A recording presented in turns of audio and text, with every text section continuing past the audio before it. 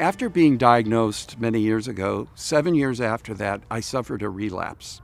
And when I ended up locked up in the hospital, I thought, oh my gosh, I don't know enough about my own disorder. I had messed up my medicines. I double took one, and so I thought the next day, well, I just won't take it. And by the time I did that, I had 2 to 3 weeks I couldn't remember. And I ended up in the hospital. And I realized there's got to be a better way to do this. I need information. I need people that are going through this that I can learn from. So I got out and I tried a whole bunch of groups. And I tried them for quite a while. And I got to tell you, all I found were people that were on disability, people that were talking about their medicines and their doctors. And I thought, oh my God, I want to live. I don't want to sit down and just yield myself to this. And so what happened was I just decided I'm going to have a great life in spite of this. Because the first 7 years I was almost like a medicated zombie. I would take my kids to school and drive past the school. I didn't even know what I was doing most of the time. And so I decided, by God's grace and His will in my life, I'm gonna do this.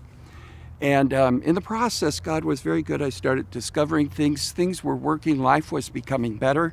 And my doctor said, well, I complained to him all the time about no Christian support groups for this. Nothing out there. No materials, nothing. This was 7 years ago.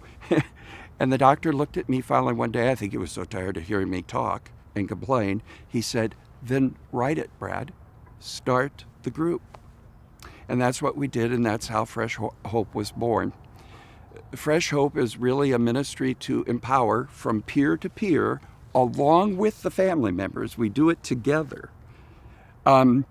It's to empower people to live a rich and full life in spite of having a mental health challenge.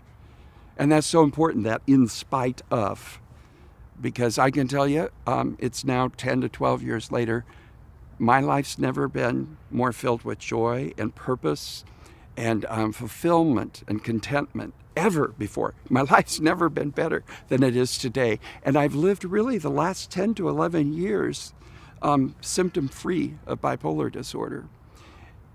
And Fresh Hope is a blueprint of what has been my journey to get to this point. And I started a group. And we absolutely didn't plan to have multiple groups or anything else. I thought people would come the first week and nobody'd come back. And what happened is there's such a need out there. People were Googling for materials just like I was. And suddenly we started getting a plethora of contacts from not only all over the United States, but all over the world. And because of that, we said, yes, we'll help you start a Fresh Hope group at your church, in your place.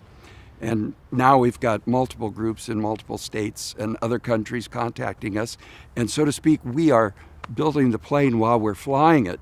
But the reality is, people are desperate for hope. And they want a sure and certain hope. And I believe that Fresh Hope is an opportunity for the Christian church to reach out to hurting people who are longing for something and to come in and to receive healing and receive real hope through Christ. When we started our first Fresh Hope group at our small little church, what blew me away was, after 29 years of being a pastor and thousands of people that I've counseled through the years and helped, and I don't know how many sermons and offerings, I have never seen lives change so drastically and so easily as they have in Fresh Hope. For me, I believe that this is the opportunity for the Christian church to do something and meet a need that's not been met. What happened in our church? After 8 months of doing Fresh Hope, and I'd always heard, meet a need and people will come. Well, after 8 months of doing that, we ended up with our worship attendance increasing by 110%. Because people are looking, they're hurting, and they need a place. We'd be happy to help you start a Fresh Hope group in your church today.